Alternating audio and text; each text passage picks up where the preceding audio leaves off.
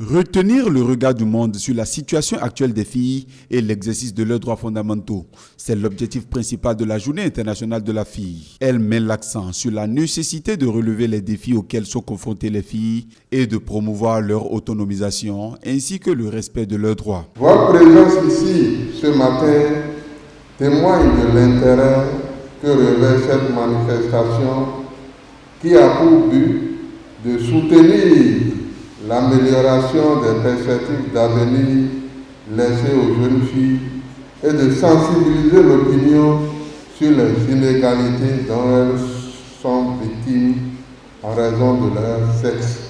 Plusieurs phénomènes entravent l'évolution des filles du département, à savoir le mariage forcé des enfants, les grossesses précoces en milieu scolaire et centres d'apprentissage, l'exploitation économique des filles, le harcèlement sexuel, l'enlèvement et les abus sexuels. Au cours de cette édition 2020, les attentions sont focalisées sur les préjudices que subissent les filles. Entre autres, les abus sexuels, la déscolarisation, les grossesses précoces et le harcèlement sexuel. Les filles et les femmes sont victimes des abus en ligne sur pratiquement toutes les plateformes en ligne qu'elles fréquentent. Mais elles le sont surtout sur Facebook à 39%, suivi d'Instagram à un taux de 23%.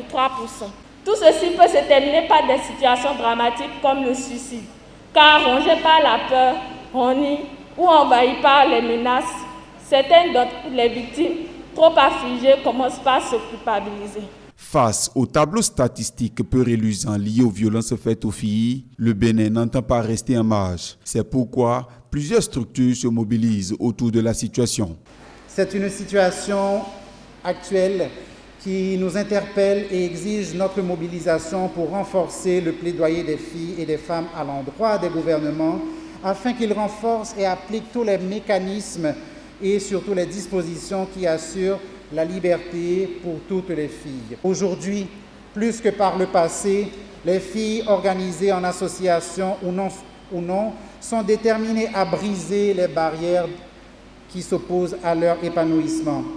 C'est en cela que le thème national de cette célébration nous appelle à l'action, une action énergique, expressive pour donner de la voix, encourager les filles dans leur quête d'expression, aussi bien maintenant, ailleurs, lors des rencontres au niveau national et local, à l'école, comme dans les espaces associatifs. C'est l'occasion pour Véronique Toyin-Fodé, ministre des Affaires sociales et de la microfinance, de réitérer son engagement et celui du gouvernement en faveur du bien-être de la protection sociale des filles.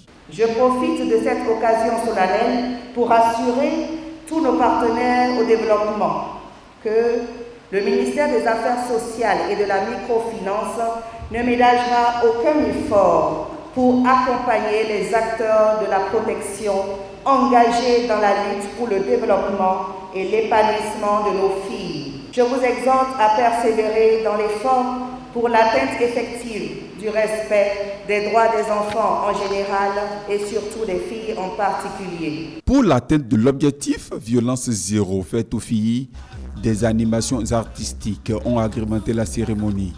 Tous les messages ont porté sur le thème « Ma voix, l'égalité pour notre avenir ».